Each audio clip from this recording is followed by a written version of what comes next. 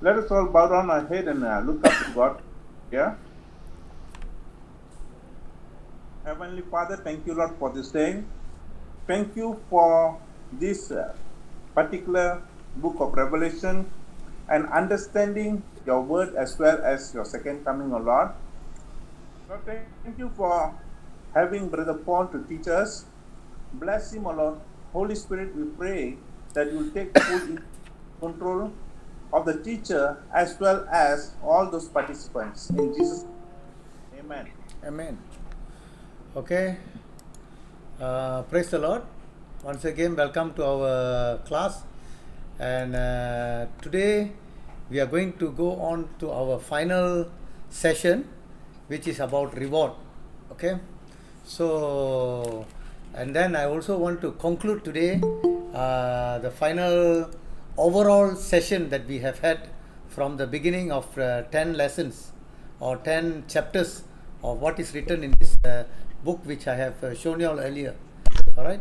So I hope you could have understood at least a bit of what we are talking about. Basically, what we are talking about is how to understand the book of Revelation, number one.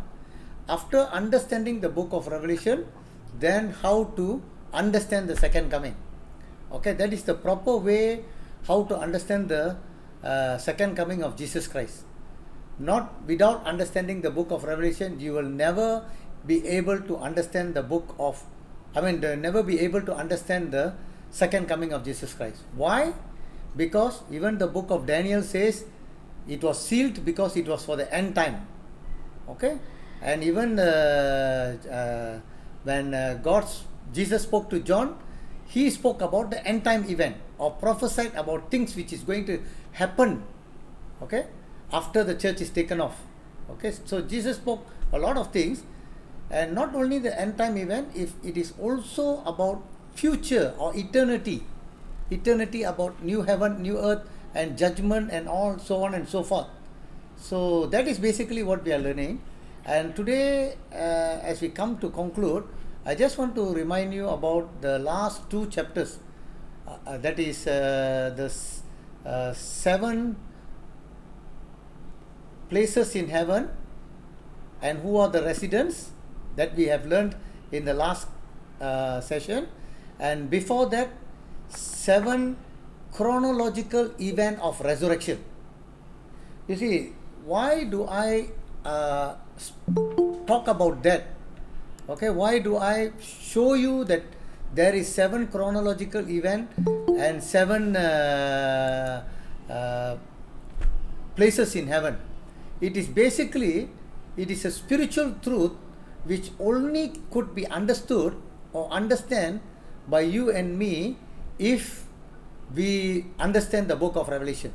If we don't understand the book of Revelation, we will never be able to understand what Paul wrote in 1 Corinthians chapter 15 verse 23, that each one in his own order will be resurrected. Okay, so each one, that means from the time of Adam till the millennium age, everyone has to die and they will have to be resurrected accordingly. So how do we understand that? So there is 7 chronological event of resurrection which we have discussed, and the 7 places which we have discussed in the last class or 3 classes.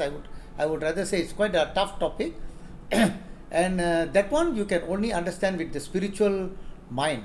Okay, when you understand what is happening at the end part of Revelation, how God created the new heaven and new earth, and how he destroyed the old heaven and old earth, and what is what is hell is a temporary place before a person is shifted either to eternal life or eternal death, which is second death. Okay, so all these things we have already looked into. So today we are going to go into another important topic which is called reward. Okay, many times the Bible has mentioned about reward, but sometimes we forgot what actually the reward that we are going to get. Okay, what actually, we are talking about reward. You see, when if you and I are working in a normal environment in an office, do you know that every worker even though they wait for their wages, every end of the month when they wait for their salary, they are very excited. They are very excited to get their pay. And not only their pay, they will be even more excited to know how much bonus or how much additional benefit that each one is going to get. We are only interested in this life, what we are going to get. But here the Bible very clearly says that we have reward in heaven. It's also something that you and I need to earn for it, to work for it. This reward is not a free thing which will be given by God. It is something that each individual Christian have to earn. Okay? So we are going to see about it, how to earn and how to differentiate between grace and reward. Okay? So let's go on. Okay, I hope you can see the slide. Okay, I want to first let you know that grace is free, reward you must earn. Okay, grace is free, reward must be earned. In the first place, as a Christian, we believe that we are saved solely by grace and God alone. Solely by grace of God alone. Okay, our work plays no role in our salvation. This you must clearly keep in your mind. Please don't mix it up. If you mix it up, then the whole thing goes off. Okay, so I want you to place it clear. Entering into heaven, entering into the kingdom of God is only by grace. Grace means it's not earned. It's not earned. You don't work for it. It is given by God. Okay, it's given by God, which is unfavored, an undeserved favor. Okay, we don't deserve it, but by God's great mercy, He gives us that. Okay, but our works plays no role in salvation. That means to be saved, to enter into the kingdom of God, no work. Even how much you work, how much good you are, how much dedication you have, that will never take you to heaven. Okay, that is not the entry to heaven. We cannot earn our way to heaven. This is a gift of God. So no man or woman could ever boast they earn a place in heaven with God. Okay, no one in the all are sinners, nobody deserve. Alright, that's it. Okay, Ephesians 2:8-9, everybody know. For by grace you have been saved through faith. And that's not yourself, it's a gift of God. Okay, not of work. Can you see? Not of work, lest anyone should boast. So no one can boast. So everybody is a sinner. You and I are equally a sinner, which we don't deserve to go to heaven. But it was by the grace of God that by believing the Lord Jesus Christ, by repentance and believing the Lord Jesus Christ, that we are given entry into heaven by God. Okay, it's not done. Okay, the gift of eternal life is given to all believers equally based on their faith alone. Okay, that is equal. Whether you are educated, you are non-educated, you are rich, you are poor, immaterial, doesn't matter. As long as that person believe, even that can be a child, if he believe that the Lord Jesus Christ has died for his sin, he has got the eternal life. Alright? So, but there are plenty of scriptures suggesting there is a reward waiting for us in heaven beyond our salvation. Okay? And this reward will be distributed to us based on our faith work of obedience and love of God demonstrated in our mortal life. Meaning, our reward, I want to let you know, I let you understand that in a very simple form. You see, entry into heaven is grace, but after enter, then you have to work your faith work. You have to do your faith work. Faith work of obedience and love towards God means doing everything for Jesus Christ, that you get a reward. Okay? But I want to let you know, before we come into the faith of knowing Jesus Christ, how much good work you and I or any other people in the whole world would have done is of no reward for them. I repeat again, if anybody who doesn't believe in Jesus Christ, who have not repented and believed Jesus Christ, so he does a lot of good work. For example, he helps the people, orphanage, widows, provides money, he does a lot of things. all that in God's kingdom is zero. Okay, zero means that person will never get any appreciation or never get any reward in heaven. I hope you can understand. There are many people outside who doesn't believe Jesus. They do a lot of good work. They do a lot of good work. But all that good work does not provide any reward in heaven. Okay, does not provide any reward for him. So their good work, or those unbelievers' good work, will be weighted by God in the final judgment, as we learned in the last class, the great white throne judgment. Every deeds will be God will judge them for every words that they speak, every things that they do, every things that they think. Everything will be recorded in heaven in the book of remembrance, or whatever the books there are, and they will be judged according to that. Okay, but when they are judged, but I will tell you what is the judgment there. Do you know what is going to be the judgment? It's not the judgment of their work that they are doing in good and bad. It's the work of the bad thing that they have done, that the sin that they have committed, that they are going to be judged according to that. It's a sin. Don't ever think they do a good thing so much that sin is less, that they will come to heaven like the Muslims believe. No. God is not going to reward them for the good work, but He is going to punish them for the sin that they have committed. And of course, not that they have not believed Jesus Christ. Okay, believing Jesus Christ is secondary for them. For them is secondary. Unless, as I have told you, they should know that it is the sin that causes them to be sent to heaven. Okay, it is just like our life here. We are not going to be punished by the authority or by the police or by the government because we are just a citizen of God. I mean, citizen of the country. We are going to be punished if we become a thief, or if we do something wrong against the government. Okay, something wicked against the government. That is what we are put into the prison. Not because we are citizen, not because we are doing a good work. Is it not because of that? It is because of the sin. Okay, not because what we believe in either. All right. So you must understand that part. Okay. The next one, Jesus wanted us to know that another world exists beyond this life, and that when we serve Him, our labor is not in vain. Okay, Jesus wanted to know. He said, rewards are mentioned in the scripture to motivate us to serve Him faithfully. Yet when we arrive in heaven, there will be no pride, honor, or self-glory for the things we have done. There will be no competition. Okay, try to understand this. I mean, as we go on, we will understand this better.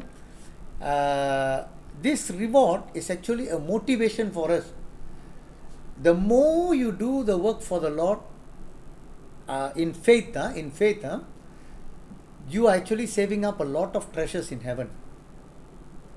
In faith. Okay, you are saving up a lot of treasures in heaven. And every good deed that you do for the name of Jesus Christ, you have treasures in heaven.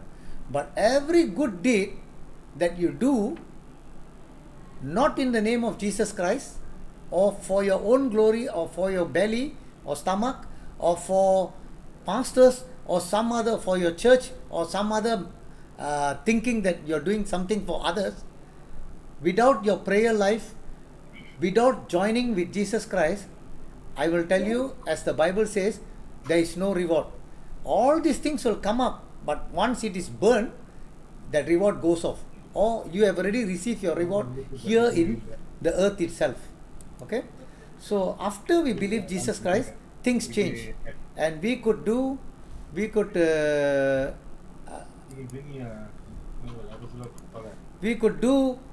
good work. Okay? By abiding with Jesus. John 15:4. God calls us to be a living sacrifice and to die to ourselves in serving Him. Okay? So I here you must understand, only after coming into the kingdom.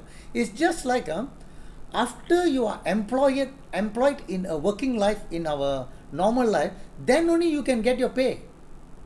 If you're not employed in a certain company or a government department, you will not get a pay even if you do any service for them. Can you understand? It's the same thing like that. Unless we are already in the kingdom of God, then our reward starts. Okay? Unless you are already given a letter of appointment in a government department or your company, then only you get started to be paid with your wages or your salary or your bonus or any other benefits you will get. It's the same thing here. All right? Then I want to let you know, Jesus told us, lay up for yourself treasures in heaven, okay, where neither moth nor rust destroy, and where thieves do not break in and steal. Okay, Matthew 6:20. He linked this commandment to the desire of a heart, for where your treasure is, there your heart will be also. You know, so it's basically Jesus is trying to tell us, unless we are heavenly minded people, after becoming into the Lord, we cannot still work on the worldly life or live a worldly life method. We have to change our life into a heavenly life method.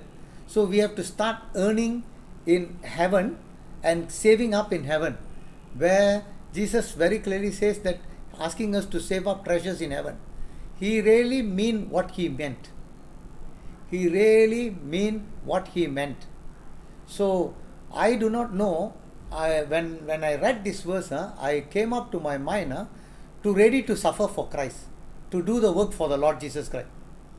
And every work I want to do it faithfully and truly, and it is only for Jesus Christ. It's only for Jesus Christ.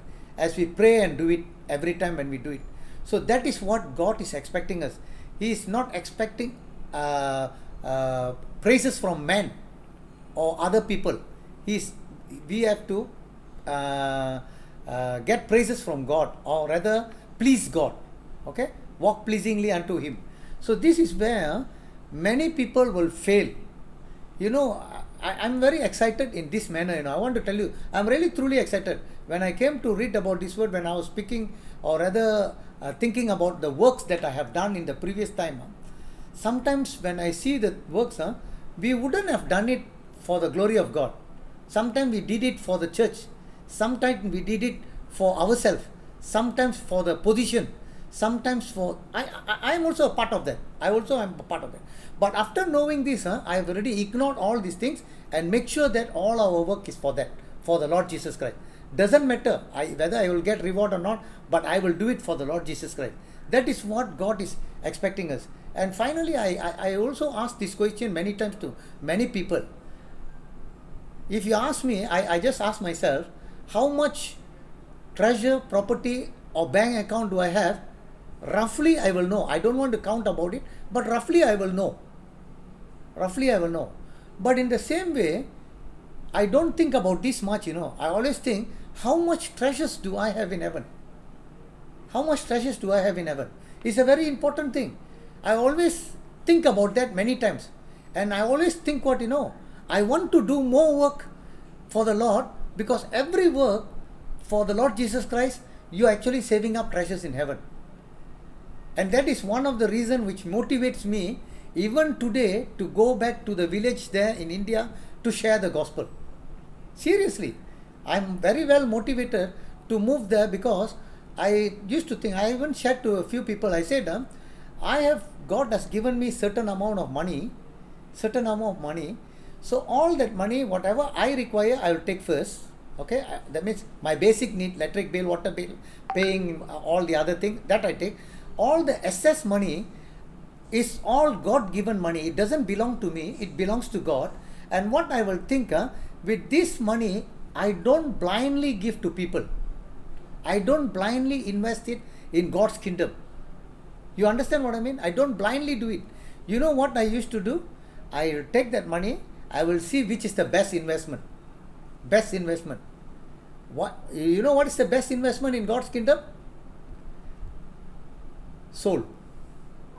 The best investment in God's kingdom is the soul. Okay? How to get many souls. So that is the best investment.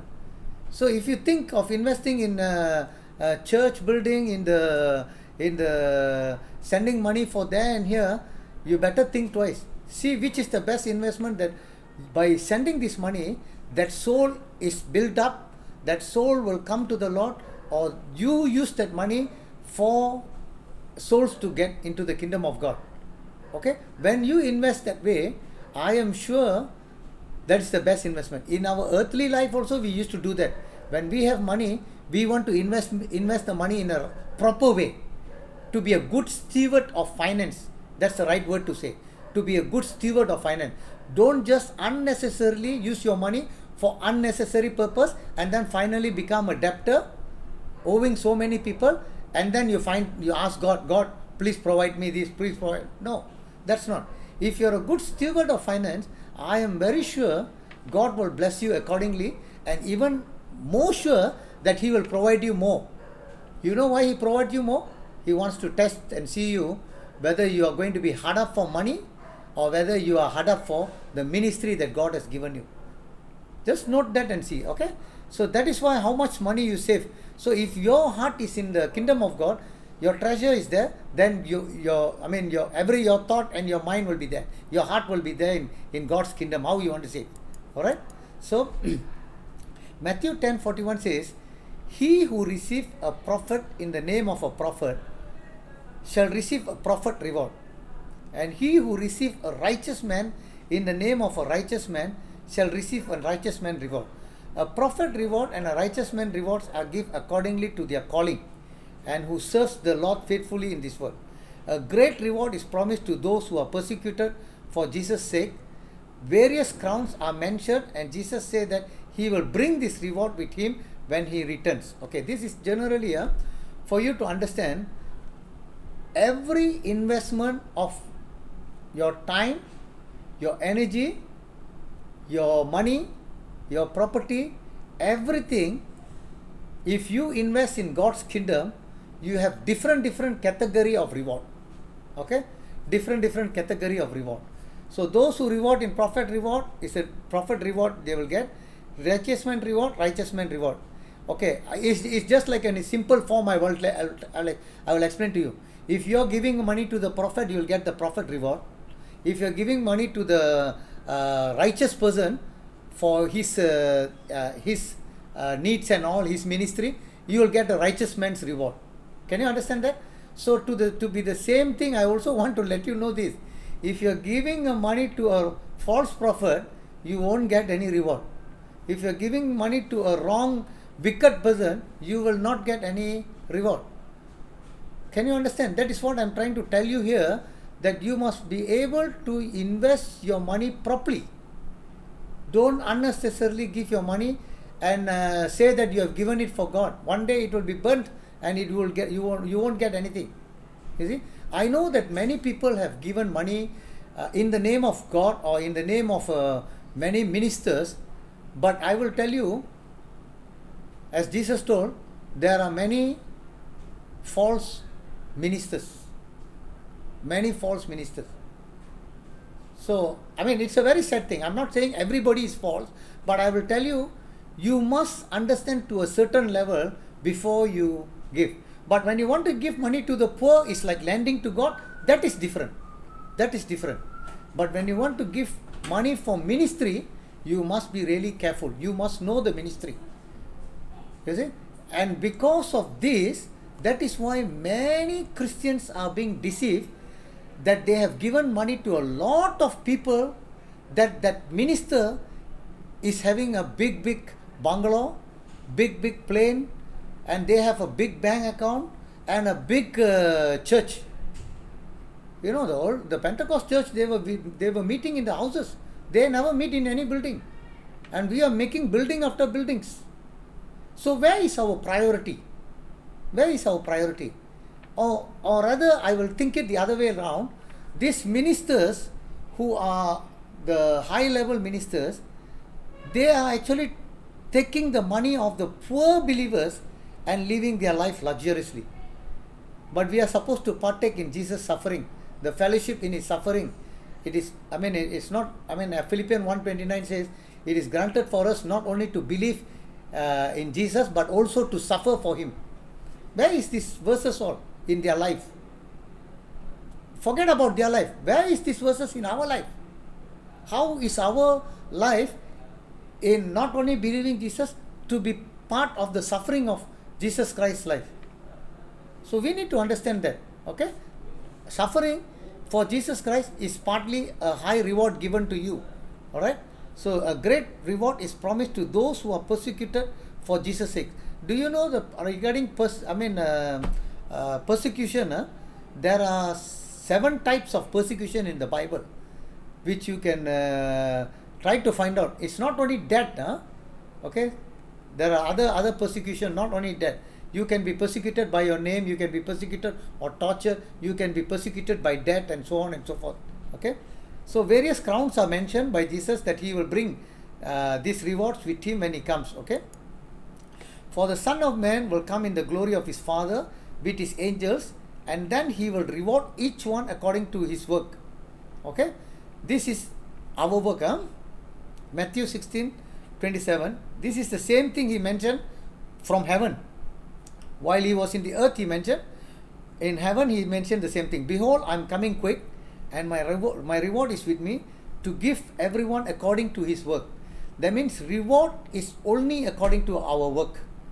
Nothing to do with faith and grace. Grace is free, reward is earned. Okay, again I want to tell you, grace is free. Entrance into heaven is free. Reward is earned. Okay, so our motivation for what we do is particularly important. Okay, that means what is our motive of doing the work for the Lord? Paul encourages us that an eternal reward for those who are motivated to serve Christ. And whatever you do, do it heartily as to the Lord and not to men, as I mentioned before. Okay, Paul says, whatever you want to do it heartily or truly or faithfully to the Lord Jesus Christ and not to men, knowing that from the Lord you will receive the reward of the inheritance. For you serve the Lord Jesus Christ, but he who does wrong will be repaid for what he has done, and there is no partiality. Okay, so when we live sacrificially for Jesus' sake, or serve him by serving the body of Christ, okay, the body of Christ, we store up treasures in heaven. Even similarly, small act of service do not go unnoticed by God. Every small bit, even though we don't keep a record, God keeps a record of what we do for him. Okay, whoever gives one of this little one only a cup of cold water in the name of the disciples, surely I say to you, he shall by no means lose his reward. Jesus said that, we would not understand about reward much, but Jesus say every small bit of things that you do for the Lord Jesus Christ will be rewarded accordingly. Okay, so that is what we need to understand. All right, so some with more visible gifts such as teaching, some have gift of teaching, singing, or playing a musical instrument, might be tempted to use their gift for their own glory. Okay, I think you understand that. Those who use their talent or spiritual gift converting the praise of man rather than seeking God's glory receive their payment in this life fully here and now. The applause or the clapping or the praising of man was the extent of the Pharisees' reward. Okay, this one very clearly Jesus mentioned about reward. When you see Matthew chapter 6, as I've told you earlier, it is about righteousness. Okay, righteousness. How God's righteousness is. How about giving, praying, fasting? Jesus very clearly mentioned, don't be like a hypocrite. Okay, showing it for men. When we give, we show that we have given so much. When we pray, our words are so wonderful, praying in front of so many people. But when we fast also, we show people that we are fasting. So all that have reward, but if man knows about it, then you don't have the reward. This is the Pharisees' reward, which Jesus said that they have already received their payment. So in heaven, you will not have anything there. Okay, you will not have anything. The Lord will be faithful to reward us for the service we give him. Okay, our ministries may differ, but the Lord we serve is the same. Now he who plants and he who waters are one, and each one will receive his own reward according to his labor. So I want to stress, different people have different reward, which God has kept for us. So don't go and hunt for other reward. Okay? If I am called to teach or to be an evangelist, I don't need to go and do a work of a pastor. I don't need to do a work of a. If you are given a work of a pastor, then you should be pastoring, taking care of your sheep, even at the night, like the shepherd in the night, and also teaching or providing the right manna or the food for your sheep. Don't go and then suddenly jump into being an apostle or prophet or being something else and so on. If God calls you, praise the Lord. Okay, if God calls you, praise the Lord. But you must really know the calling, as we have discussed before. So what I'm trying to point out here is that each one has their own reward. You know, when God told Daniel, he said, Daniel, you will sleep with your fathers and you will receive your reward in the time to come. So don't worry about what will happen, so much so about Israel and the Jerusalem. Even though God has granted him the vision, in the last part, he said, you will sleep with your father and you will receive your allocation. Allocation means your reward. Okay? Even in the book of John's book, there was some rumors about a disciple who will never die, that is John. So Peter came and asked Jesus, in the last part of the book of John, he came and asked Jesus, is this disciple not, is he going to live forever? He's not going to die. Jesus told him, Peter, why are you so worried about other people? He said, why are you so worried? You do your part. Your allocation is for you. John's allocation is for John. He didn't mean that John will not die. But he said, everyone is given. That means in your life and in my life, God has the allocation or has some reward he has kept for us. And not only a reward, you see, as I've told you very clearly, once we come into the Lord, we can start doing good work. Good work is upon our life. Good work means helping poor, helping widows, giving money, doing the service of the Lord and so on. Good work. But there is a plan of God in our life, that is the will of God. Will of God is for those who have grown up to be a matured Christian, where God will tell that person, okay, now I want you to leave everything and come out and go to this place and share the gospel to them, or go and preach there. You see, God will equip you, and that reward is for you. Is for you. As we obey and when we go, that reward is kept for you. So you must understand what God has kept for you and seek that reward. Don't go and seek unnecessary things, doing our own and trying to benefit ourselves to gain name, fame, and cover our belly, our richness. Okay, this is something which is mentioned here. Okay, so our ministries will differ, but the Lord we serve is the same. So each one according to our own labor. Okay, so I'm sure you all know about the rich young man who loved his money more than God in Matthew 19:16-30. The issue was not that the young man was rich. Okay, sometimes God bless a person more than another person. Okay, even in the Christian life, not everybody is having the same amount of richness of this earthly material richness. Okay, that is up to God to give, and God give it accordingly to the work or to their faith. All right, so it is in both ways. Okay, I want to let you know, but you must remember the God's word.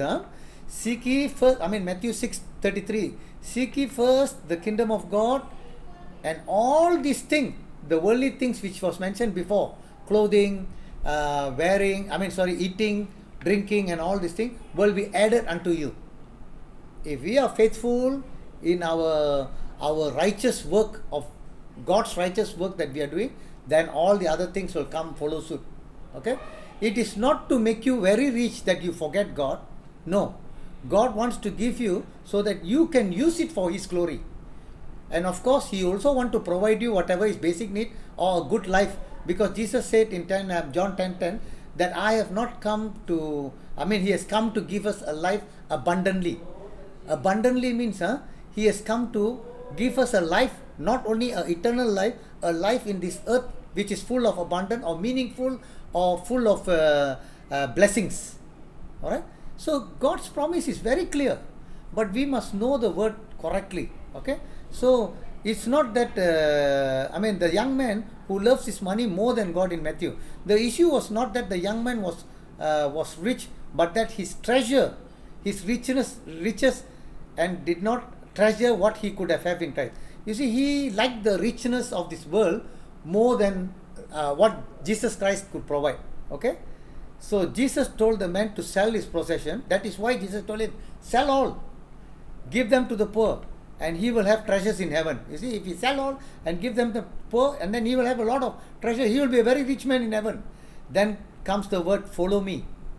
You see, the young man left Jesus sadly because he was extraordinary rich. He chose this world treasure and so did not lay up treasure in heaven. So he was unwilling to make Jesus his treasure. Actually, do you know, among all the treasures that we have in this world, Jesus is our number one treasure. Imagine and see. He is our number one treasure. You have him. There is a Tamil song which says, Jesus is enough for me. He is my everything. In the English song also, we saw that song, He is my everything. If He is my everything, He is the answer to all my questions. He is the answer to all my problems. He is the answer to my life, everything. So Jesus is the best treasure. You have Him, you have everything. Okay, you have Him, you have everything.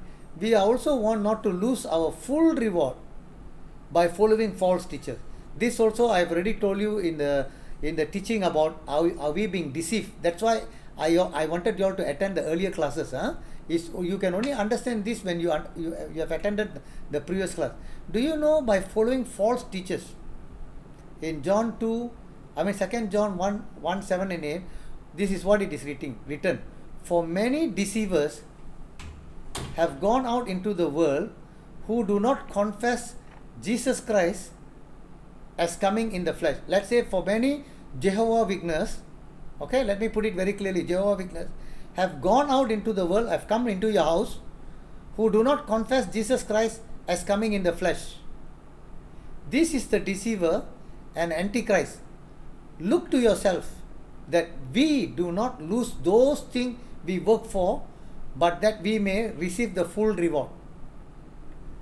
You see, what I am trying to say is, if our basic understanding of the scripture, the doctrine of how to come into the Lord, the right gospel, the right Jesus, the right Holy Spirit, repentance, and then come to have faith in God, if we don't have a proper one there, according to the Bible, then the later one all will be a problem for you.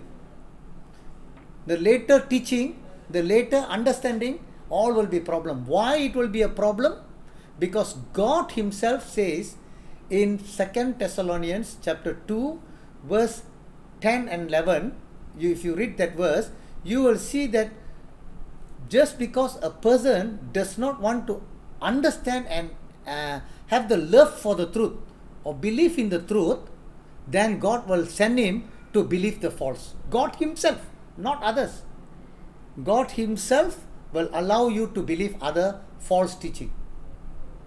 In our own life, I want to tell you, if you don't have a proper Bible understanding of the basic thing, I will tell you, you will never understand the above things all. That is why we have a lot of confusion, lot of denomination, lot of other thinking or argument in our churches and our problem. This is the problem. Because the basic is wrong. Basic is wrong. If the basic is right, I don't think so we will have such a problem. Because God is not a God of confusion, but He is a God of peace. Alright? So that is why if we have wrong basic doctrine, then we will believe. I want to tell you, I don't know how many of you have encountered Jehovah's Witness people. You know who the Jehovah's Witness people will go to? Not unbelievers, they go mostly to the Christians. Why? Why? Because they know that these are the people whom they can attract faster, be their member. Because your basic is not right. If your basic is strong, you will never believe them. Alright? So the next one, the treasures that await the child of God will far outright any trouble, inconvenience or persecution we may face. Okay? Romans 8:18. Basically, If you know that you're going to get a lot of bonus or money or salary in your working life in this earth, how much you will put your effort to work? You will go to work very regularly, you will go on time, you will do extra work because you know your bonus is going to be high. So in that same way, I want to tell you, our treasures in heaven is too high for us to compare what we are going to get in this earth. Okay, it's too high. If you read Romans 8:18, we will know that we cannot imagine the bonus or the reward that we are going to get. It's too high to think about. Okay, we can serve the Lord wholeheartedly, knowing that God is the one who keeps the score. You see, when we work in our normal secular life, there are certain things our boss doesn't know. There are certain things when we work, we feel so tough, so hard, that people don't appreciate us. Don't worry. That will never happen in God's kingdom. God keeps a full record of what we do not know also, of how we have suffered for Him. He keeps a full record. Okay? God is the one who keeps the score. And His reward will be abundantly gracious. He is very gracious. He will give you beyond what we expect for. That's what He is telling. Therefore, my beloved brethren, be steadfast, immovable, always abounding in the work of the Lord, knowing that the Lord, your labor is not in vain in the Lord. Okay, 1 Corinthians 15:58. Just know that whatever you do for the Lord, steadily do for it. Don't worry about what other people think about what you are doing for the Lord. Just think that the work that we do for the Lord is never a waste. Never a waste. Every small bit. Sometimes we get very disappointed by people's word, People who will talk so many things. Don't get disappointed. Just move on. Just press on. Go on doing for the Lord. Just think, Lord, I don't want to do for any other people. I'm going to do it for you. Doesn't matter people appreciate me or doesn't appreciate me, but I want to do it for you. Keep on moving and moving and moving. As we wait for the Lord Jesus Christ, I am sure we will be blessed tremendously beyond our expectation. Beyond our expectation. Okay? Apostle Paul explained in Corinthians church, for no other foundation. Okay, this is actually the reward of Christians. You see, every believer and non-believer, they will be judged by their work. Okay? For non-believer is during the great white throne judgment. Okay? The books will be opened and they will be judged according to the work that they have done. Okay? For a believer, his work is for reward. His work is for reward. Why? Because all his sin has been already forgiven. Jesus has already cleansed your sin because of our faith in Jesus Christ. Okay? So we are also coming for the judgment of our work. Okay? For the judgment of our work. So how does our judgment of our work comes and plays a part? This is how Apostle Paul explains. For no other foundation can anyone lay than that which is laid, which is Jesus Christ. That means whatever we want to do, the foundation is Jesus Christ. Okay? Now if anyone builds means what?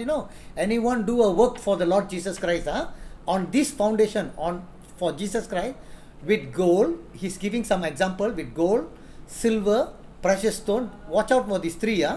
Gold, silver, precious stone are all expensive things. Wood, hay and straw, which is a cheap thing. Okay? Wood. The work could be big, the work could be small. Each one's work will become clear. On the day of judgment, it will be very clear already. No need to worry. For the day, this day is capital letter, judgment day, will declare it, will show you what you have done for the Lord. Because it will be revealed by fire. God will reveal it by fire, or Holy Spirit will reveal it. And the fire will test each one's work. And all your work and my work that we have done for the Lord, all will be tested. Okay? Of what sort it is. What is our aim or motivation that we have done this work. If anyone works which he has built on it endures.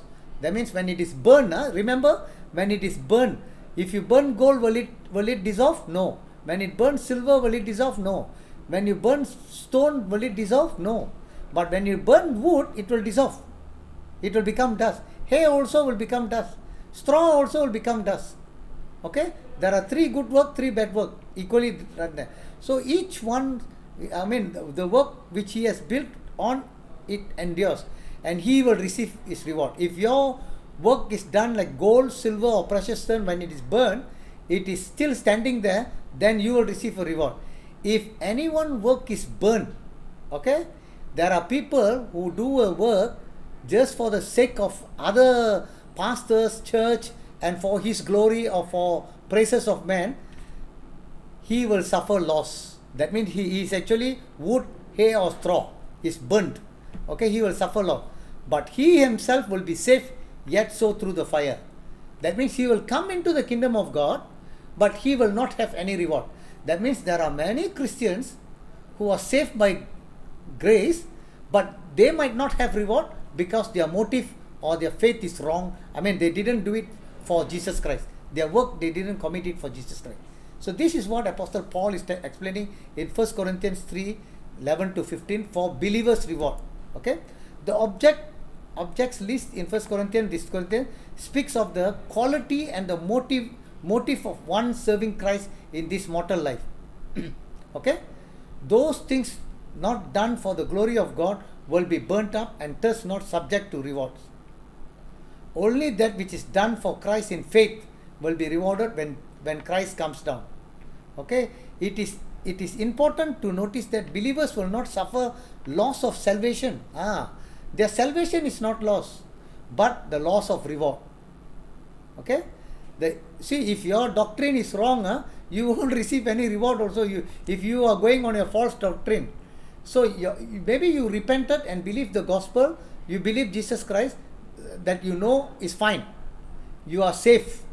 But after that, if your doctrine of your church or your belief of your faith with other people there, if it is wrong, then you might not get reward because you are in the wrong side.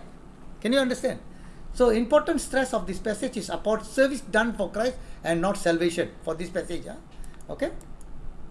In 2 Corinthians 5:10, Paul says, "For we all must appear before the judgment seat of Christ." This is the Bema seat.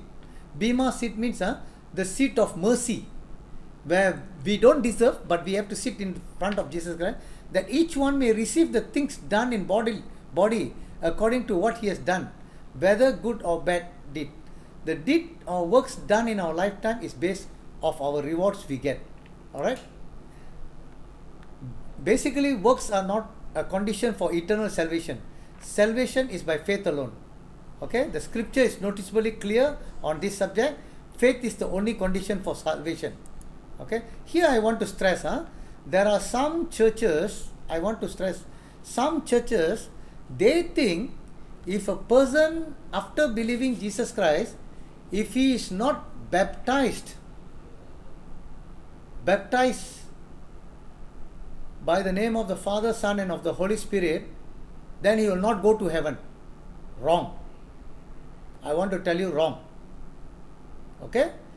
A person who is saved by grace is only on the finished work of the Lord Jesus Christ. The work that we are going to do by getting baptism, that is a work.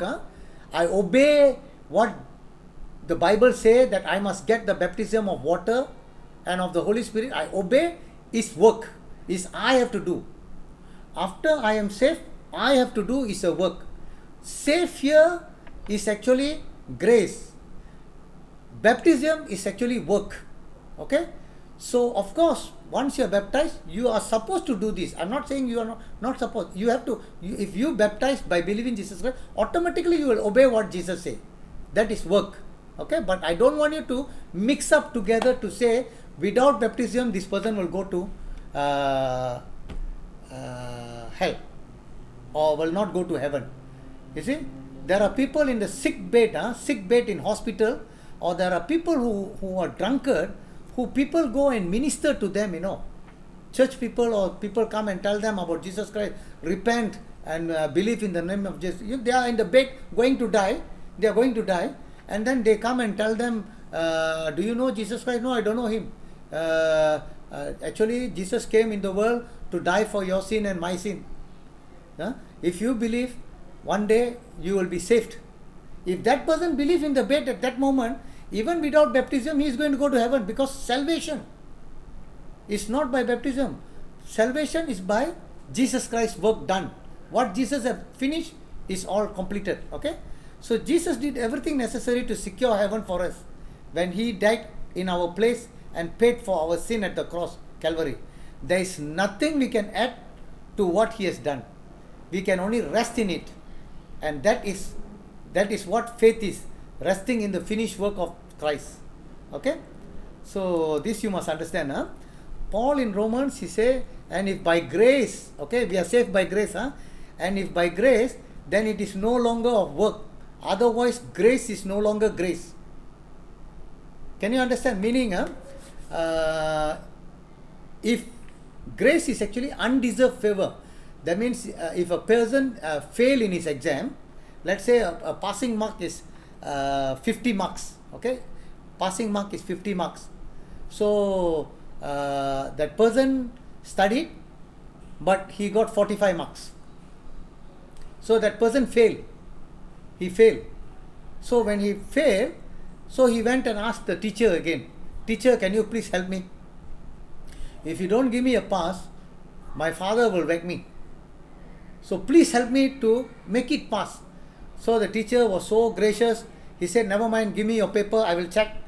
And then he checked 2-3 times. He checked how to help him to add towards his mark, 45 marks, to make it 50.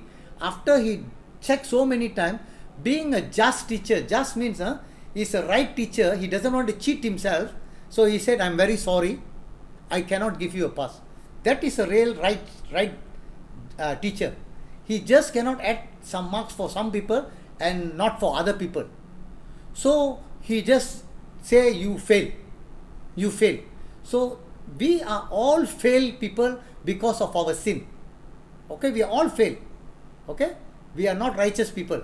So for us to become righteous, to pass the exam, we don't deserve, but it is God who makes us righteous. It is the teacher who suddenly come and tell to the whole class, "Okay, since everybody fail, all 30-40 marks, so I will I'll give you all a free 30 marks so that everybody can pass."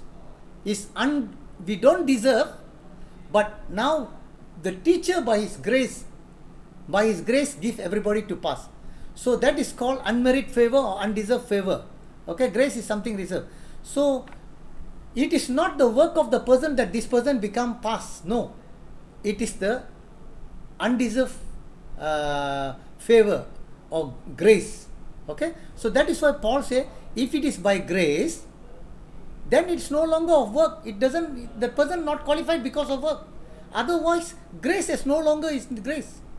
Okay, but if it is work, it is no longer grace. If that person has put in effort to pass in 50, then that is not a grace. He is qualified. He can boast. Okay, so that is what it is saying. It is no longer grace. Otherwise, work is no longer work. Okay, a gift that can obviously not be earned by work, but can only be received by faith.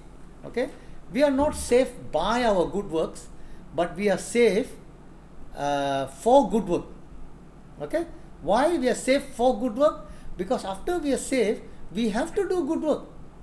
That is why we are being saved. That is why God gives us the Holy Spirit. That is why we need to abide or get united with Jesus Christ to do the work of the Lord.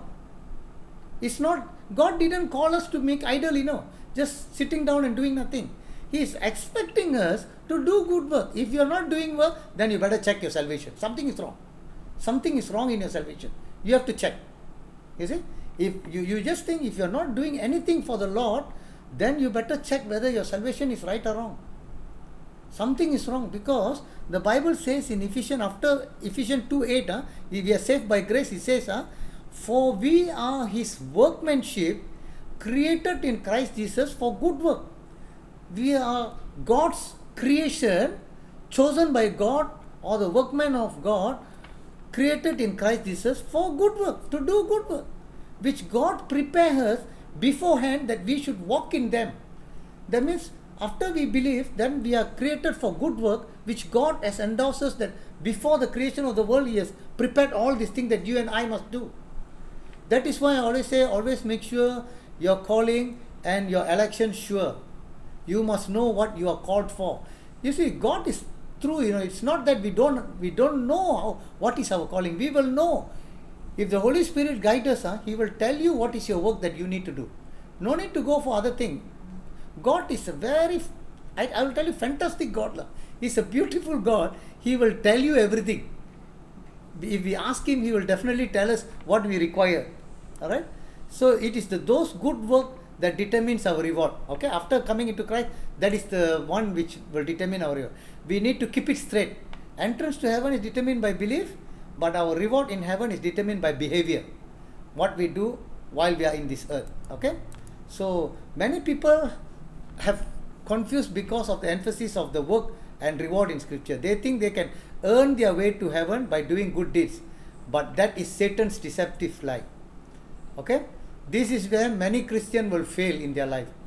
They think by doing good work they will go into heaven. Jesus will take them to heaven. No. Okay? Make no mistake about it. Heaven is a gift. Receive it by faith in the Lord Jesus Christ and His finished work on Calvary cross and the resurrection from the tomb. Okay? Not everybody who enters heaven will receive the same benefit. What you will get in heaven will be decided by what you do on earth. According to the 100 passage in the New Testament, there are consequences for what you choose to do in this life. Someone suggests you get on heaven's payroll up by faith, but now that you are on the payroll, you can earn your wages for eternity. Now being a child of God, now you can earn wages in eternity. Okay? Some people do not like that. Some Christians say, no. When we go to heaven, everybody will be saved. They think it is unfair. They insist that if Christ died for our sin, then everybody who has believed in Him for forgiveness of sin should get the same thing in heaven. Sometimes many Christians think about that. Everybody must be equal in God's eyes. God shows no favoritism. They use the verses wrongly. And that God shows no favoritism. Yes, God shows no favoritism doesn't mean this reward favoritism. Okay? He shows no favoritism for anybody. You can be rich, you can be poor, you can be educated, you can be uneducated, you can be adult, you can be child. But God is the same. He treats everybody. Anybody who comes by faith, that's it. He entrance into heaven. Okay? But look at what kind of thinking over to our job for a moment. What would happen in a company if everybody got the same paycheck, increment and bonuses? We go to our office, from the CEO to the laborer or the one who is sweeping the floor or the rubbish collector, everybody get the same increment, same bonus. It does not matter how well we did our job, how much responsibility we have, how faithful we were, whether we show up every day or not to the work at the right time. The company productivity will surely go down. So the person who does a superior job is worthy of a superior compensation. You remember the prophet's reward, the righteous person reward. If that is fair to us, if that is fair that everybody gets it there, the superior gets a higher pay and the laborer got the lower pay, why it should be less fair in this matter? It is not fair at all, and that is what the Scripture teaches. Scripture teaches very clearly, in heaven different people will have different reward. Okay? So don't think that your reward is the same like others. You have to earn for it. We are created workmanship for God to get reward in heaven. Okay? So list of reward, I leave it to you, but I'll just glance through. These are some of the things which is in the Bible. If you want to earn your reward, these are the things you have to do. Okay? List of reward that God gives. If these deeds were performed with faith, love, kindness and a pure heart towards God, witnessing to someone about Jesus, leading someone to salvation, being martyr for Christ, this is dying for Christ, seeking God diligently, you will also get reward. Some people don't seek God, They just want to see what I can learn. No, we must seek God diligently. Okay, giving money for God's work. Okay, right money for right place, not unnecessary. Praying, you got praying also got reward. If you go inside the room, shut the door and pray, there is a reward. If you go to the church and you pray, and then the internet you pray loudly, you don't have reward already. Okay? That's what Bible says. So I have to tell you clearly. Corporate prayer is important, but that reward is not important for you. But you go inside, shut the door, cry to the Lord and pray, you got it. Fasting also same. Budgeting money wisely, you have reward. That is why I say when God gives you money, if you are unfaithful, if you do not use your money properly towards the kingdom of God, and you think that by giving to somebody, you are giving it to God, you are wrong. You are wrong. You must know. For reward, you must know. Okay? Do you think you want to invest your money in something which you do not know? You have a lot of money. Okay? Either you can put it in FD, you can put it in unit trust, you can invest in it in a company, you can put it in a share market. Do you think you want to put it in somewhere which you do not know? Can you go and give it to someone? Hey, I know this A, I give it to you this money and you give me 10%. Do you want to do that? A person whom you do not know? Definitely not. So that is why budgeting money wisely, giving money to God's kingdom also, you have to be very wisely doing it. Faithfully serving the Lord in the ministry, this is work. Helping others, loving those who do not love in return. This is loving others who do not love in return. Okay, when you love somebody whom you know, is no point, because they will return your love, they will return your money, they will return your invitation. But when it comes to inviting somebody who are not in your group or not in the people, or the poor, needy, widow, that type of people, beggars and so on, you will not get any return from them. They will not pay you. But the moment you do it for them, you are actually rewarded in heaven. Okay? Treating others with honor. Okay? Being godly spouse and parents. Okay? Husband and wife relationship is also a reward. And being a parents, bringing up the children, God's gift to your house. If that children, you bring it up correctly, you have a reward. Faithfulness in earthly job. Okay, the work that God has given us to provide our family and our life is also God-given job, and we have to do it faithfully. If we are doing it unfaithfully, we will not have that reward. That's why I always say, do that work. Even if you study for God. Even if you are working, earning for God, earn it for God. Okay, doing good deeds, submitting with respect to unreasonable employers. This I have gone through many times. My employer is a terrible employer. You know, they were treating me so terribly. Even after retire, they call me, hey, I'm sorry what I did for you. After retirement also they can tell me that. You see? So, you see, during the time they think they are the big boss, you have to follow all the instruction. I have been treated very badly. But I will tell you, I always cry to God and I ask God, where is justice? But I didn't know that this also will create a reward for me.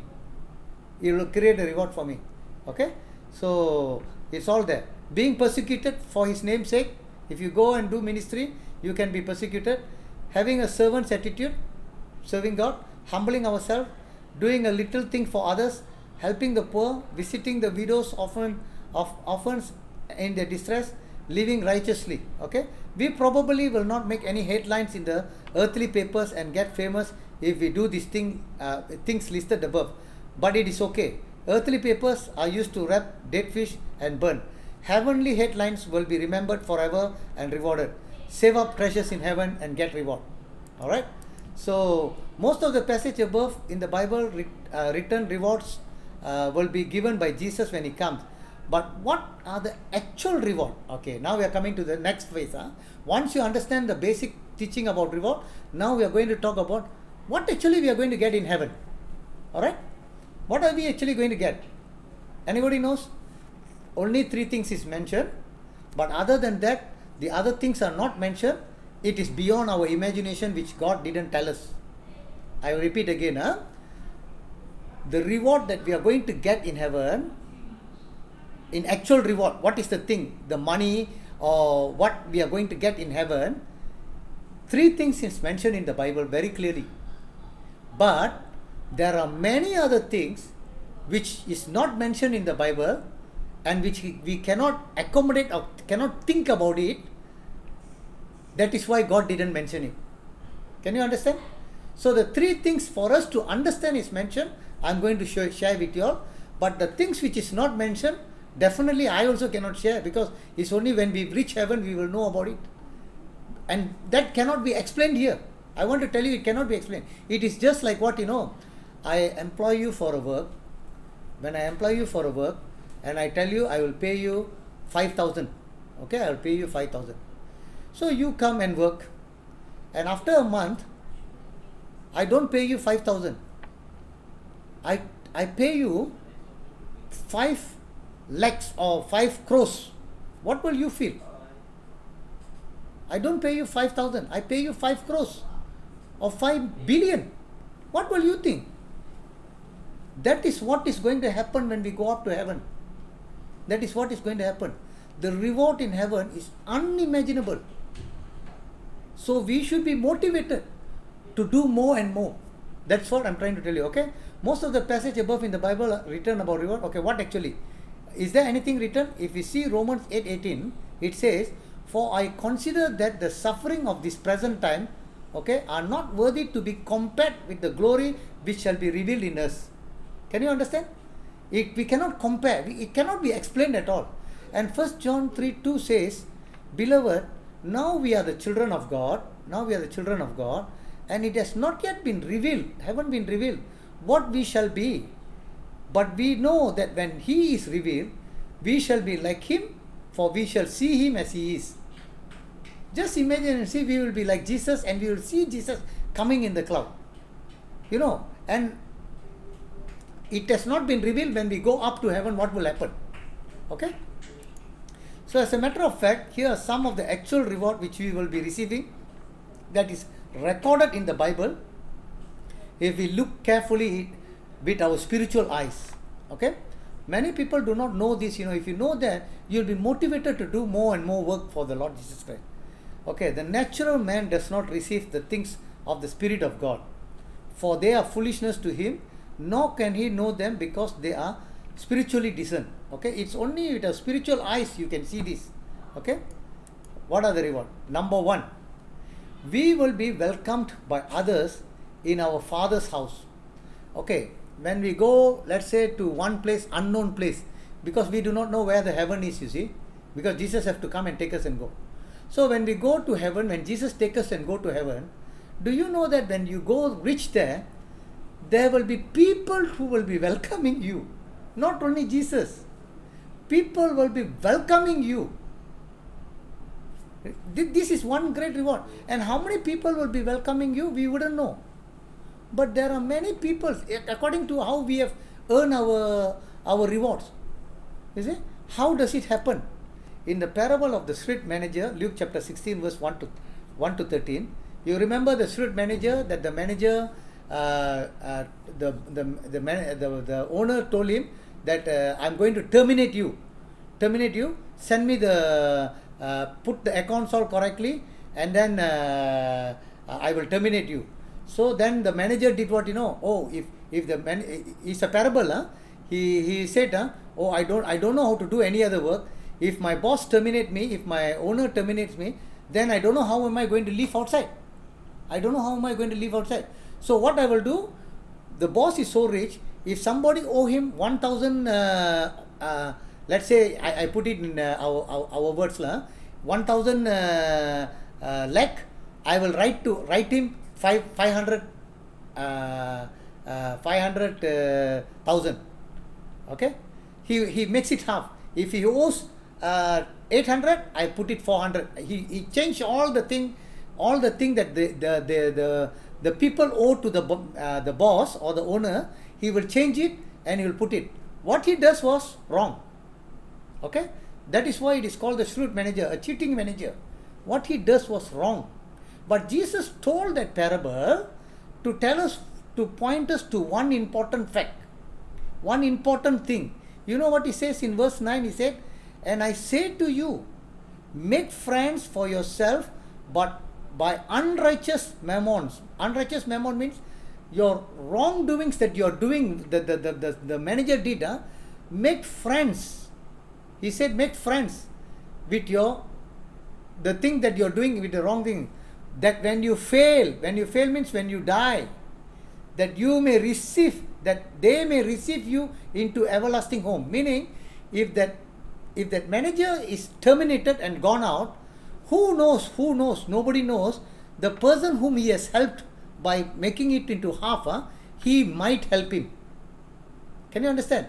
He might help him. The servant whom he has reduced the price or reduce it into half, for the payment he has to pay to the owner, he might help. Not sure he will help or not, he might help. So Jesus is stressing out one point to say that with our earthly life, make friends or use our earthly unrighteous thing that we have earned here, use it to gain entrance into kingdom of heaven, that when we went into the kingdom of heaven, there will be people welcoming us. Can you understand? That they may receive you into an everlasting home. Where is our everlasting home? In heaven. So when we go there, that people will receive us. When we share the gospel, when we do a lot of good works and all these things, we don't know how many people are going to be saved, because the people who are going to come into the kingdom of God, it's depending on God. Okay, that they may come into the kingdom of God and they will welcome us when we come. Okay. Furthermore, in 2 Peter 1:10 and 11, it says, confirming the second verse, two verses in the Bible. Therefore, brethren, be even more diligent to make your call. Okay, I have told you this one, and your election sure. For if you know what is your call, and you know what is your election and from God, what you need to do from God, then if you do these things, you will never stumble, you will never fall down, or you will never fall into sin. For so an entrance will be supplied to you abundantly into the everlasting kingdom of our Lord and Savior Jesus Christ. That means you know what you're called for, and you know that you will not fall into sin, and when you die and you come into the entrance of God in everlasting kingdom, you will be supplied abundantly. Means you will be welcomed. You will be welcomed by many people, even by Jesus Christ himself. You will be welcomed. You see, one of the reward only you can see in your spiritual life. I don't think so people will understand this much, but I want to tell you an example of Stephen death will be a good example as written in this one, Acts 7:55 to 56. But he, being full of the Holy Spirit, gazed into heaven and saw the glory of God. Okay, and Jesus standing at the right hand of God and said, look, I see heavens open and the Son of Man standing at the right hand of God. You know who is telling this? Stephen is telling it. You must understand that after Jesus died, he went up to heaven, and he was sitting at the right hand of the Father. Sitting. He's our mediator. He's sitting, He's not standing. Okay, he's sitting with God. But at the point of Stephen's death, you must imagine and see, when he was the first martyr, his reward is very great, because he died for the sake of Jesus Christ. Because every Christian during the time were together, and God made Stephen to be the first martyr, so that the Christian will scatter and go and share the gospel in other areas. It was God's plan. Stephen became the first martyr. So when Stephen became the first martyr, he also gives Stephen some extra vision that heavens was open, and Jesus was not sitting there with God, as what was told earlier. Jesus stood up to welcome him. Hey, what a big privilege, no? The Son of Man, the God who died for us, the one who died for Stephen and for you and for me, is standing up and welcoming Stephen into heaven. You just imagine. Visualize Jesus standing at the right hand of God, welcoming Stephen into eternal life. See Jesus' reaction of standing. When Jesus died and rose again, he was sitting at the right hand of God the Father. All these verses will tell you that he was sitting at the right hand of Father. But only Stephen saw that Jesus was standing when he died. And now when Stephen was stoned to death, he saw heaven open. And Jesus, who was sitting, was standing on the right hand of God. What a marvelous description of welcome Jesus gave to Stephen as the first martyr. So we will get that reward too. Okay, when we really do the work of the Lord. Jesus is preparing a place or mansion for us. Number two. You see, John 14:2 and 3, Jesus says, in my Father's house there are many mansions. If it were not so, I would have told you. I go and prepare a place for you. And if I go and prepare a place for you, I will come again and receive you to myself, that where I am, there you may also be. Okay? May be also.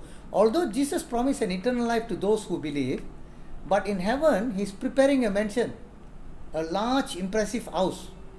Just wondering, Jesus being the creator of this universe, He created the universe by word. Does He need a long time, about 2000 years, to prepare a place for His believers? He could have just said a word and all the things will be done. I've told you this earlier itself. But I want you to understand, why is He going then to prepare? Because it's all about our reward. It's all about our reward. Okay? What we are going to get, if we hold on to our faith till the end, after we die, your house is completed. Your mansion is completed by Jesus. If we halfway, we don't want Jesus, we deny Jesus, and we become like Judas, betray Jesus, not feeling the remorse, or we willfully continue to sin like what is written in Hebrew, we want to continue sinning. Okay, we like the Matthew 7:21 to 23, those who didn't do the will of the Father. You see, all these people, if you see, they will not get their reward, because they don't enter into kingdom of God. So you must understand that Jesus is taking time to build the house. That's why He went to prepare. Prepare means waiting for us. Okay. Even though He knows what is our end life, that is up to Him. But we have to be faithful till the end. Okay. So Hebrew 1:2 says, in these last days, God spoke to us by His Son, whom He has appointed heir of all things, through whom He also made the world. See, Jesus is the one who made the world. Christ is the agent of God's creation, and the world was created through Him. Nothing was not created through Him. Everything. If Jesus is the creator of the world through His words, okay, He has the power that He could have done the same by saying a word. But He is going to prepare it, meaning not just by saying a word, but depending on our faith work. Reward, The mansion is the reward that He is preparing for us now. If we are faithful until we die in Christ, or when Jesus comes, then this place will be completed. The mansion is either big or small, depending on Jesus, and it will be our reward. We need to believe and have faith by living in Christ till death to receive it. Okay?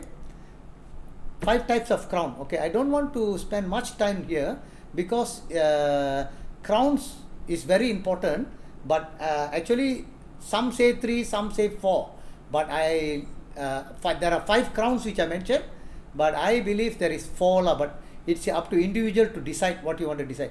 Crowns means something that is kept here. We will listen about that. We will see that. There are 5 crowns mentioned in the New Testament that will be awarded to believers. They are the imperishable crown, the crown of rejoicing, the crown of righteousness, the crown of glory, the crown of life. Why crown? Because we are called to be kings and royal priesthood. Kings. We are the children of the kings. We are all going to be kings. If you understand the last topic, I've told you, those who want to stay in the earth, we are all in the beginning of our faith. We are the salt of the earth, changing our character. We are called to be a royal priesthood and a king. Okay, and in Revelation I told you, the kings will come to the heavenly Jerusalem to worship Jesus Christ. Okay, so when you go there, you need to have crowns. You need to have crowns. We are all going to be kings. Okay, what type of crown? It's not one crown. We can have more than one crown. Okay, we can have more than one crowns. Not necessarily one crown alone. Okay, we will see why the crowns is so important and what is the use of the crown. Greek word translate crown as Stephanus. The source of the name is Stephen. Okay, the martyr, the first martyr. You see, Stephen got the reward of Jesus standing up. Okay, means a royal, a badge of royal, a prize in the public game, or a symbol of honor generally. It is actually an honor given to a person. Okay, it's a king to be an honor to the person. Alright, so Stephen was the first martyr. He was given honor by Jesus Christ. And in the olden days, those who run for the race, when they reach, they are given a gallon. Gallon means like a crown of flowers for them as an honor. Okay, as that they have won the race, they become first, second, third, or whatever is it. Okay, in public game, and a symbol of honor. Okay, so those who are honored, they are also given. So in India, they cover with the shawl there. In so many other ways, people can honor, but in Bible, a crown is the honor given to a person. All right. Paul's passage in 1 Corinthians 9 verse 24 to 25 best defines us how these crowns are awarded as God promised those who are faithful. How it is given to the person. One, I'm going one by one. Imperishable crown or incorruptible crown. Okay, 1 Corinthians 9 24. Do you not know that those who run in a race all run, but one receives the prize?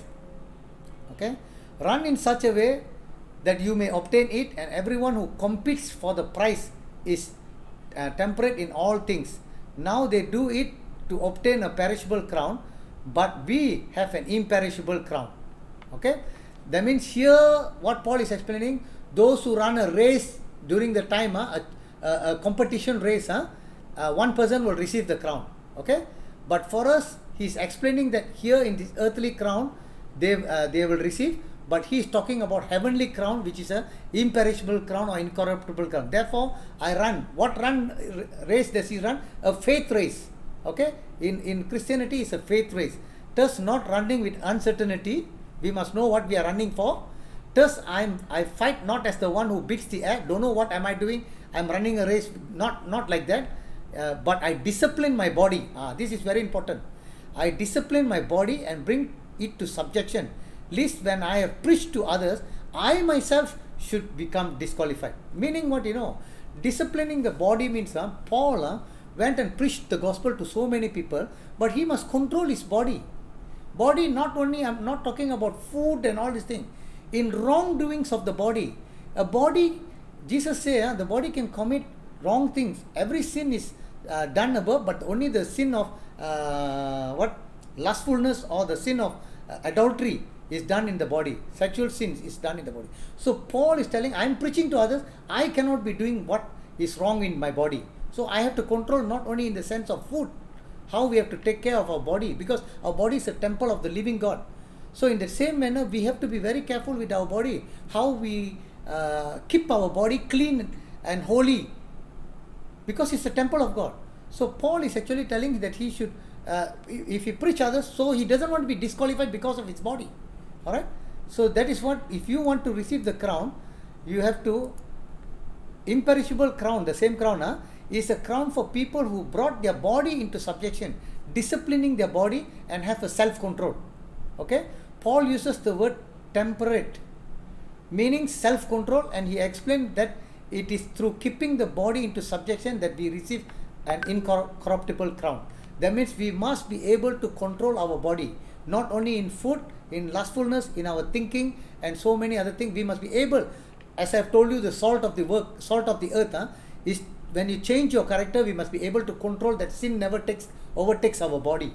Alright? All things on this earth are subject to decay and will perish. Okay? Jesus urges us not to store treasures in earth, where moth and all these things have already done.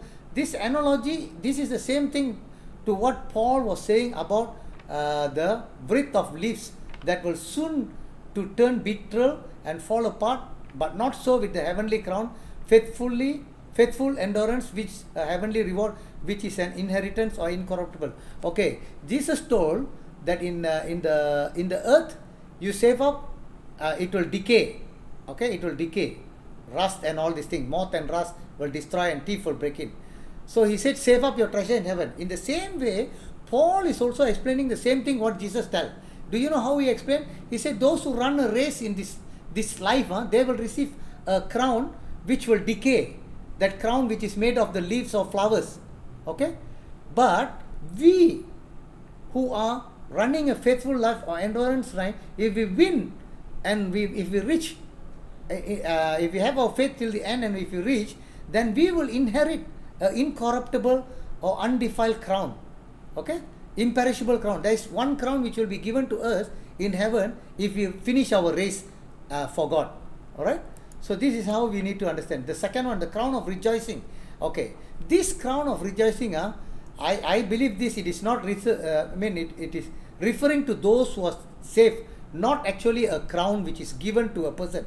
Okay, okay. Crown of rejoicing means, if I come and I go and preach the gospel, and that person come into the Lord, and when that person come into the Lord, this person actually is a crown of rejoicing for me. He is the crown of rejoicing. Why? Because I rejoice because God has chosen him to come into the kingdom of God, and it is something which I earned for it. I earned for it. You see, because of I go and share the gospel, God choose that person, and he becomes a crown of rejoicing for me. All right. So this is how, for what is our hope and joy, or a crown of rejoicing? Is it not you in the presence of our Lord Jesus Christ at his coming? You see, this is Paul is telling, what is our hope or our joy? What is our hope for Jesus Christ? Our joy or our crown of is you. You who are there in the presence of Lord Jesus Christ at his coming.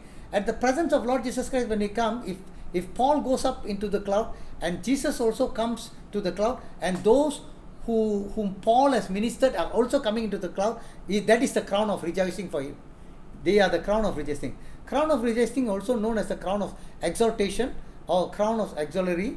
It is a crown given to every saints who engage in evangelism of those outside of Christian church. Okay? Apostle Paul tells in Philippians 4:1, my beloved and longed for brethren, my joy and crown. That means those you are actually, I am the one who brought you into the kingdom of God, because I shared the gospel and God made you to come into Philippine church. Okay? You are my joy and my crown. The people who came into the church are my crown. Okay? So stand fast in the Lord. Paul earned these crowns after winning the Thessalonian and Philippian to the faith in Jesus. This is what happened after Paul had labored in Thessalonica, and also the believers are his hope or the joy or the crown of rejoicing. Okay? So Jesus said in Luke 15:7 that likewise there will be more joy in heaven over one sinner who repents than over 99 just person who needs no repentance. Okay? That means the important thing, as I've told you, is repentance. Okay? When a person repents, of course God will come into the place. Crown of righteousness. Okay? Finally they laid up for me the crown of righteousness which the Lord, the righteous judge, will give to me on that day. That day means when he comes. And not only to me, but also to all who love his appearing. This crown of righteousness is for those who are waiting for Jesus Christ. You see, there are many people who are not waiting for Jesus Christ. You see? So those who are waiting for Jesus Christ, for his appearing, that Jesus will come. I'm sure all of you who came into this course, you are very eager and waiting for the Lord Jesus Christ. Here in this class, we are actually preparing you for how to wait for Jesus Christ. So when we are waiting for Jesus Christ, we can expect for the crown of righteousness. When you pray, you can say, Lord, I'm waiting for you. Please remember me. Remember to give me the crown of righteousness, as in 2 Timothy. Because Paul says that he not only he will get on that day, not only to me, but also to all who love his appearing. If you love Jesus coming, he will give you.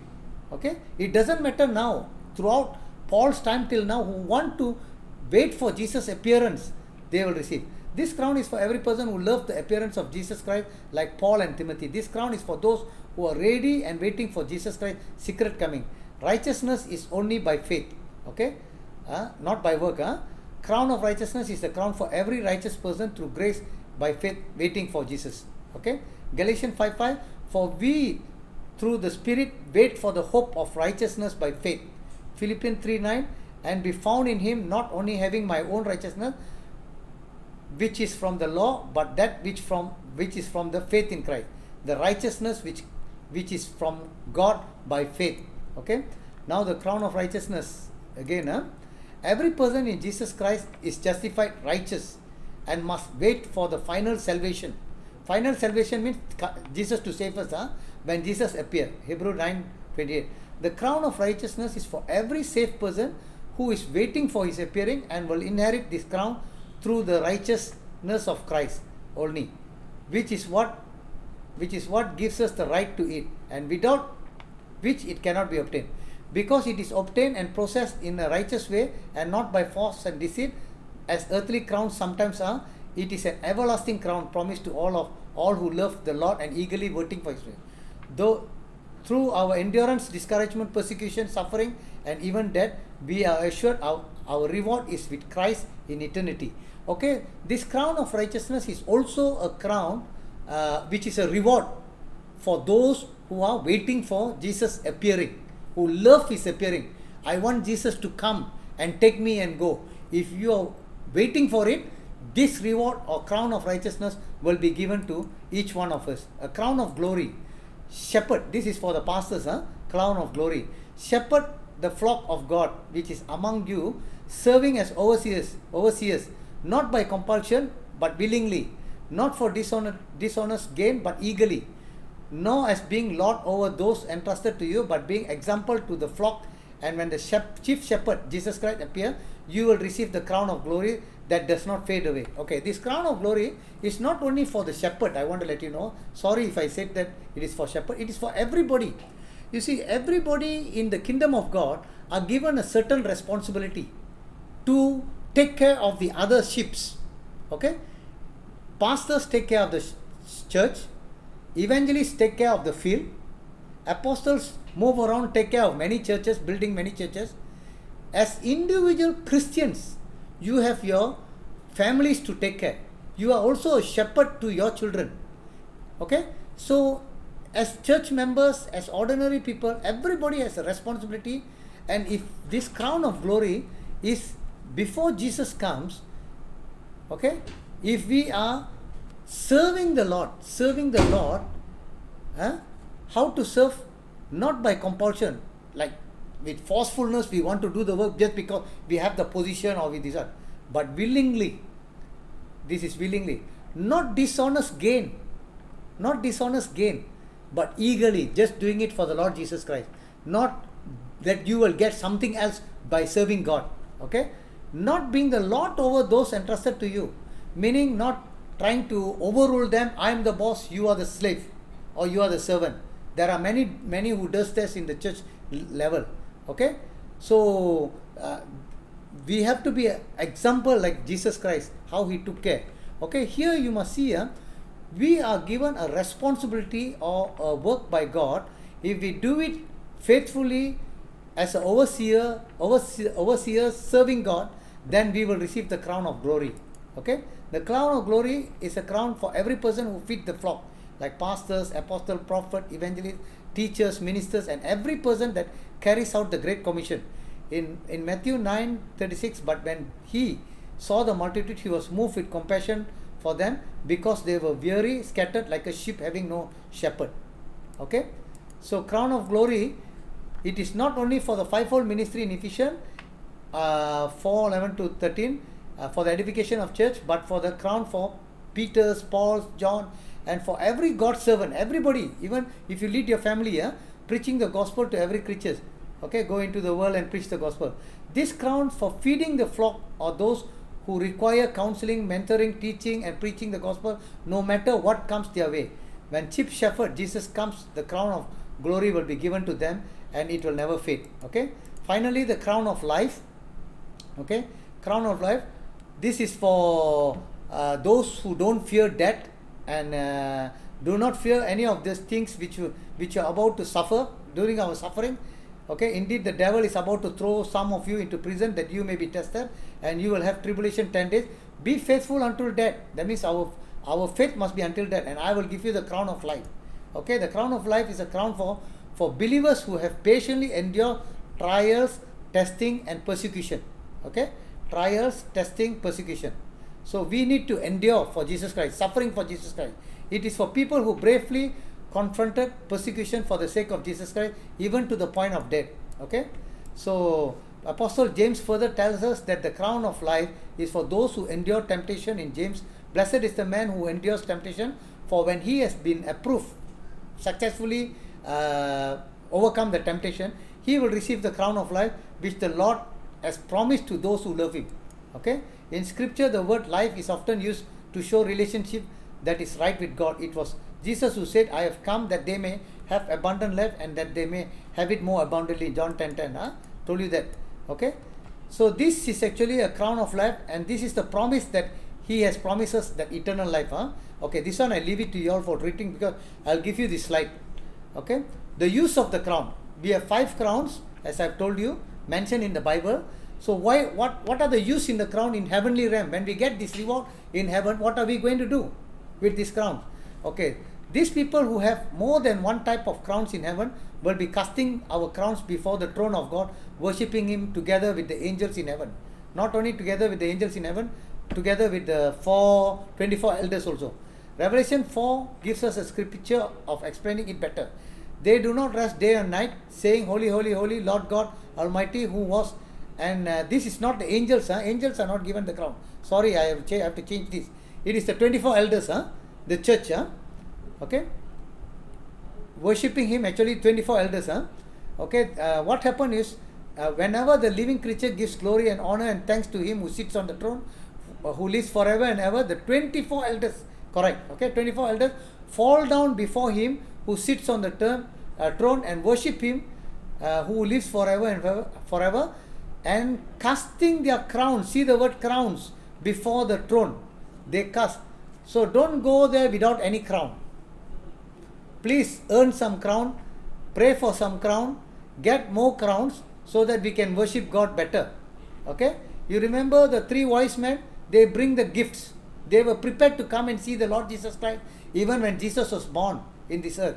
So we who are going to heaven, so we must be prepared to receive we must be earning for our crowns to come and give glory, to cast our crown before the throne, saying, you are worthy. You just imagine you don't have a crown, you don't have any reward, and you are going to say, you are worthy, Lord, to receive glory, honor and power, and you created all things, and by your will they exist and were created. How will you feel without a crown? And how will you feel worshipping God with all the crown that you have? 2 different things that you will enjoy yourself there in heaven. Okay? So note that whenever there is a worship in heaven, they cast their crowns, not crown but crowns. That means you can earn more than 1 crowns. Okay? Jesus said in Revelation 22:12, and behold, I am coming quickly, and my reward is with me to give to everyone according to his work. There are rewards for those who are saved, okay, and entering into heaven. Okay, for by grace we have been saved through faith, and that's not ourselves, it's a gift of God, not by work, lest anyone should boast.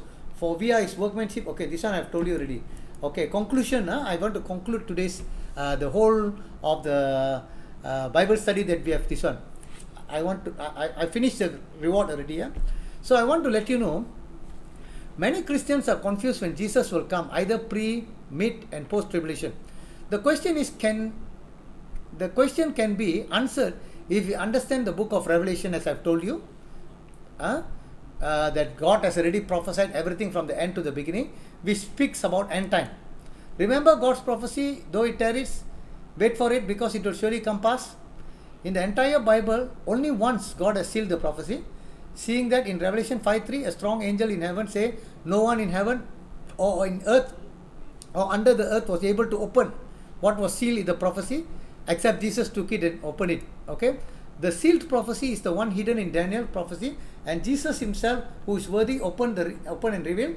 If we follow the chronological event correctly, John saw the church was already in heaven in Revelation 4:1. That is why Revelation is so important for us to understand Jesus coming.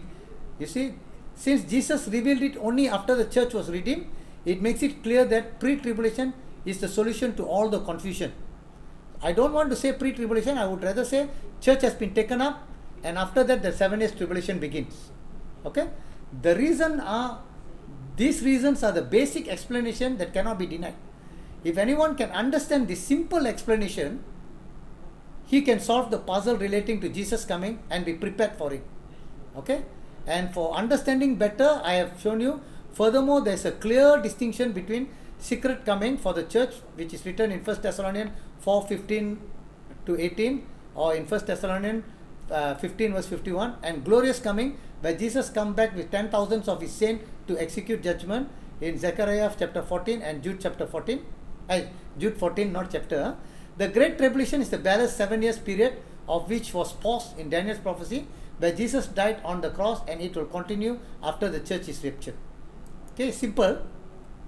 These are the 7 chronological events of resurrection. there are 7 chronological. Why I put that? If you understand the book of Revelation, you will understand the Bible very clearly. You see, 7 chronological event of resurrection, 7 places in heaven written in the Bible. Okay, the Bible clearly say each one in his own order. If anybody says that this is wrong, then let them explain what is each one in his own order. If anyone want to say it is wrong, then you explain to me what does Paul write each one in his own order. And then what does the Hebrew writer said, you have come to heavenly Jerusalem, great general assembly of the church of the firstborn who are registered in heaven. Basically, many of them will not come into this type of deep teaching. I want to tell you, many are lost. But if you see how the things are presented or how it goes about, I think the Holy Spirit will help us to understand it even deeper, more than what we have learned. Okay? If we understand the spiritual truth, we will live a holy and godly life. That is what we are. It's not for knowledge, it is for us to live a holy and godly life. Therefore, by understanding this truth, we will be able to stand firm and wait patiently for His coming and will not be deceived. Okay? The question is, are we prepared and ready for His coming? That is the question that you and I need to ask. Okay? So when will Jesus come back? I have already told you that we do not know the day, we do not know the hour. But Jesus has given us a clue that this generation will not pass away till they see all these things. I have given you how the Israel was formed in 14th of May 1948, and I have given you the word that in the Bible itself it is written an average age is 70 to 80 years. It's a Bible. So Bible interprets Bible. So you can roughly estimate a good thought for you to think about, to get prepared to live a holy and godly life, to prepare for His coming, that Jesus might come during this time. According to the Bible, not according to my knowledge or this one. If you don't believe me, then just believe what Jesus said. Jesus said, this generation will not pass away till they see all these things. Either Jesus lied. Second one, all the prophets, all the 4 disciples has already died and that's gone, or we do not understand. If we understand, the only way to tell us that we understand the Bible is only Bible interprets Bible. What is the meaning of generation? So there are only 2 meanings of generation in the Bible, which stays in the entire Bible. It talks about Israel generation, and only the 4 people who are standing in front of Jesus is Israelites, number 1. Number 2, a generation which Moses wrote in Psalm 90 verse 10, that generation can live, one generation is 70 years or to 80 years. So this is just a thought for you and for me to get prepared for the Lord Jesus Christ. Okay? To tell the truth, this is something which everyone in the world, including Christians, should know and be prepared. And I'm sure you should tell others to get prepared. Not only your family member, not only you yourself, but to others. Okay? Are you ready for His coming? Maranatha. So I want to thank you for your time. 9:15 already. I want to praise God for giving me this opportunity to share with all of y'all. And I hope that the Lord will lead us further to prepare for His coming. And my final request, if any of you who think you have been blessed by these messages, I just want to request you that those who want to have this book, you can purchase it, or those who think that you want to continue to teach others, or you want to share this book with others, please let me know. You can discuss with me about this book, and you can help me to sell it for me, because all the funds which is going to come is all going for ministries in India. Nothing is going to be for me or for any other thing. So this book is available only in Malaysia, not in India. In India, it is still under printing in Hindi and also in Tamil, but they are being very slow because I don't have any strong connection there to make it done. So I hope, actually Pastor Deepak is doing it in Hindi, and Pastor Simeon, who is coming for our Tamil session class, he is doing it in Tamil. So to print a book is not that easy, but everything which I have mentioned, the 10 chapters is all in this book, which God has put it in my heart, and that is what I am sharing with you. So praise the Lord, and I thank you, and may God bless each and every one of you. So shall I lead in prayer before we close? And after I close, those who want to stay back, you can stay back. After that, I leave it to you all. Okay? So this is the last class.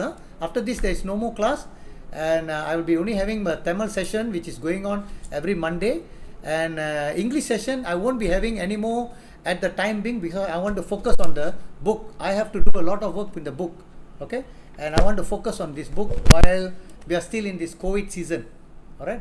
Once the COVID season finish, then maybe you might not get me, because I will be in India.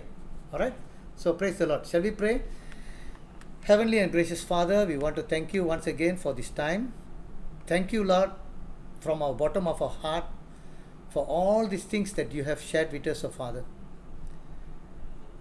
Lord, we want to thank you for your word.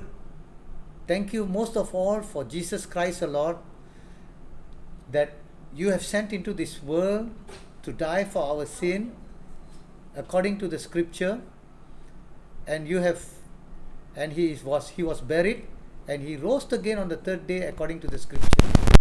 Lord, we believe in our heart and we confess in our mouth, O Lord, that we are being saved, O Father. So Father, help us to grow spiritually, to mature in Christ, that we may not be waving left and right, O Lord, but we will be able to stand firm and to live a life of godly and holy, O Lord, as we wait for your coming, O Lord. Father, help each and every one not only to wait for your coming, but to do work that we will receive our reward, because we are created as a workmanship for you, O Lord, even before the foundation of this world. You have chosen us, O Lord, and you have put forth your Holy Spirit in us, O Father, that we will be abiding and uniting with Jesus Christ to earn more reward, that one day when we go up, O Lord, that we will be welcomed into your kingdom, O Lord, by many people, O Father. And you will have prepared a mansion for us, O Lord, that as you have promised us, O Lord. And not only that, O Lord, we want to thank you for the crowns that you have kept for us. Not one of the deed is going to be ignored by you, O Lord, because you keep a perfect record, O Father. Lord, we pray, O Lord, that you help us to remember. Thank you for the motivation that you have given us, that we have to earn more reward and save up treasures in heaven, O Lord. Help us, O Lord, more and more to understand your word and to grow in you and to come closer to you as we wait for your appearing, O Lord. We thank you and we praise you. We give you all glory, honor, and praises to you. In the name of Jesus Christ, we pray. Amen. Amen. Amen.